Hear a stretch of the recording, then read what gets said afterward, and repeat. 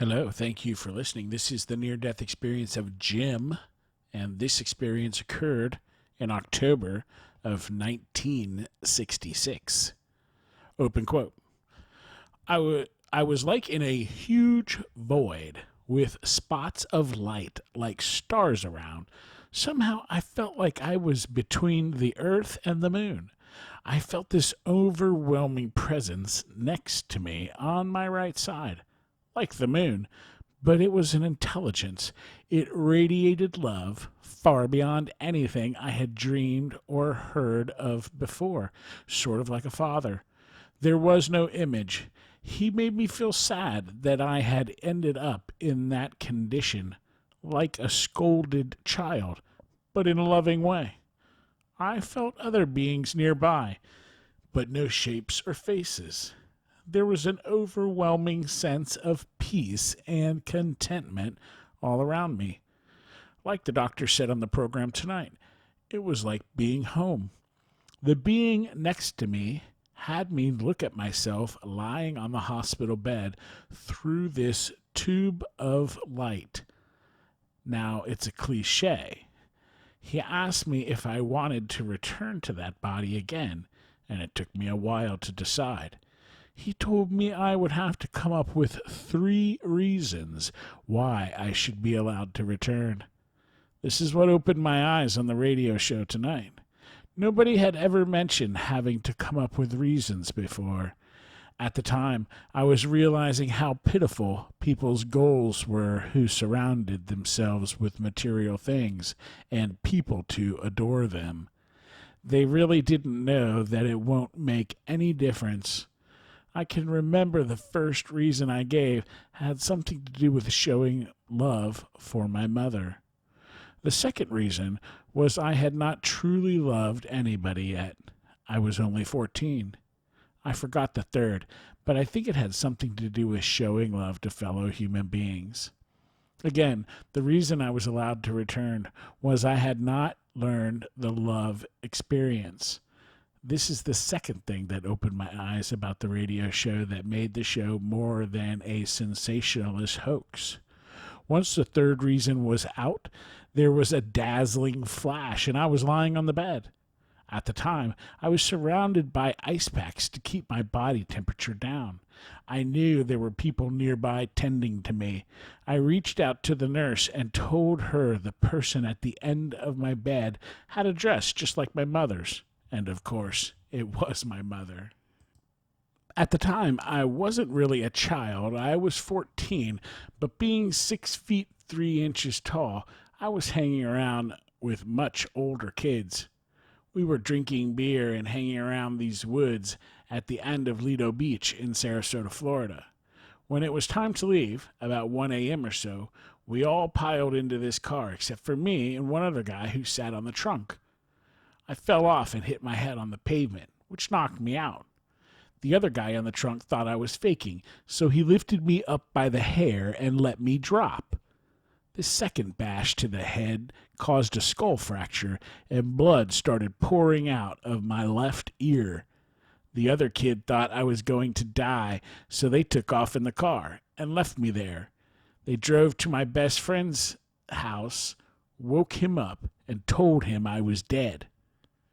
Luckily, a nearby hotel owner had called the police over noisy kids in the woods, and the officer arrived just after the kids left. Miracle number 1.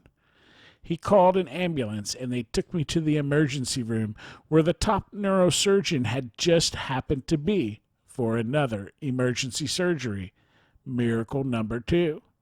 They had to shave my head and drill holes in my skull to relieve the pressure on my brain.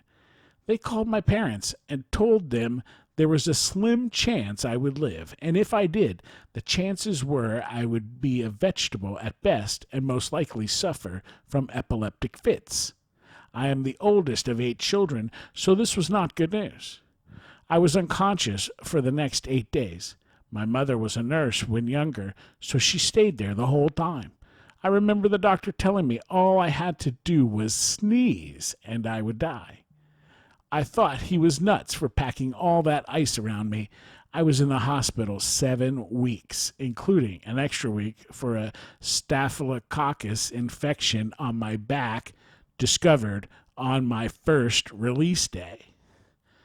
I rarely tell anyone about what happened during that NDE. It scares the hell out of people. I want to tell them that it's okay to die. I didn't even tell my wife about it until last night after seeing it on the web. One thing I remember, which is really difficult to describe, is that while looking at myself on the table and weighing the option to return, the being I was talking to made it seem that returning to Earth was one of many options. I had to admit to him and myself that the reason I was in that predicament was my own doing.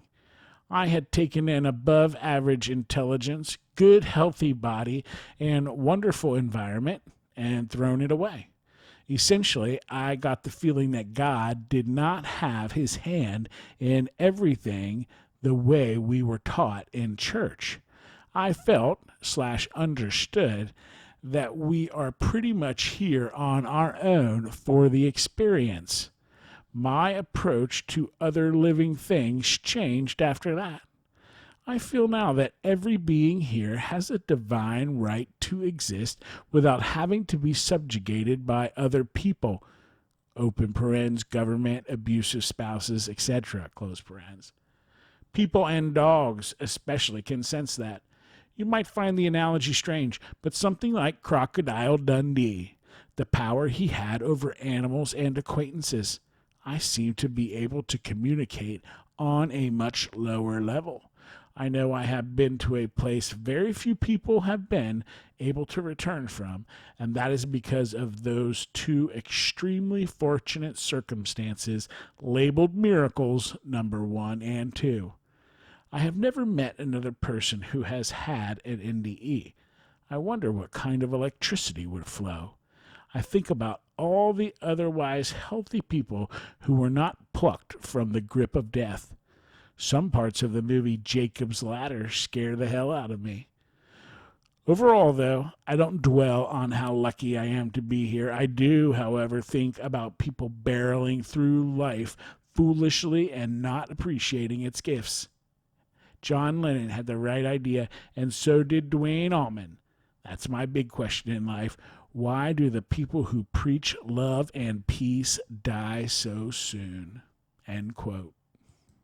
What an interesting story with having to come up with 3 reasons to come back to Earth. And they all were related to love. There are some questions here. Question, did you come to a border or point of no return? Answer, he asked me if I wanted to return to that body again, and it took me a while to decide. He told me I would have to come up with 3 reasons why I should be allowed to return.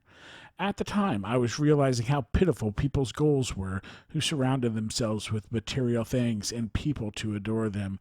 They really didn't know that it won't make any difference.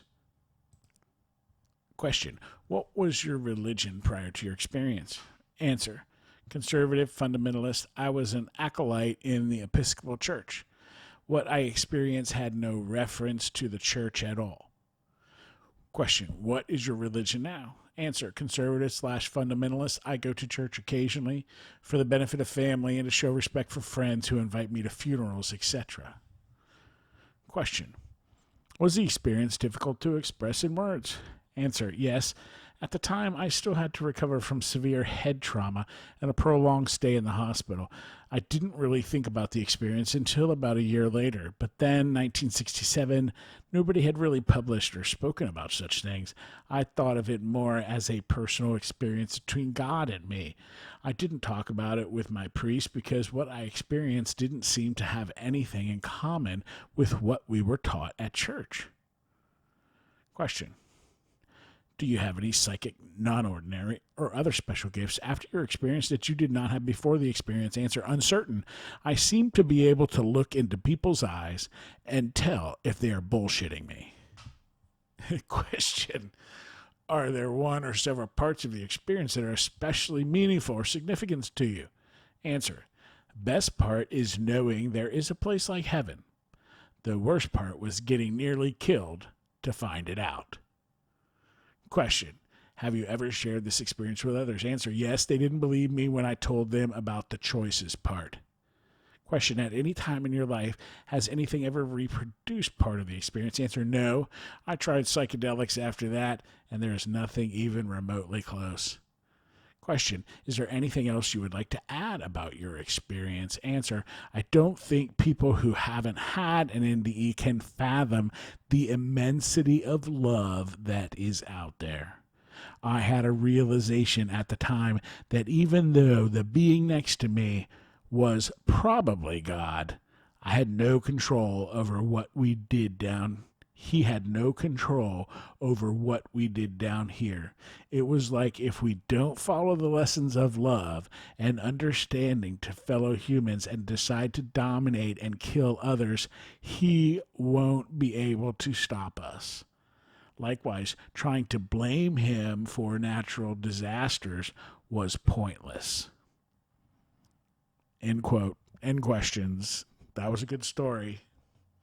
Thank you for listening. Have a great day.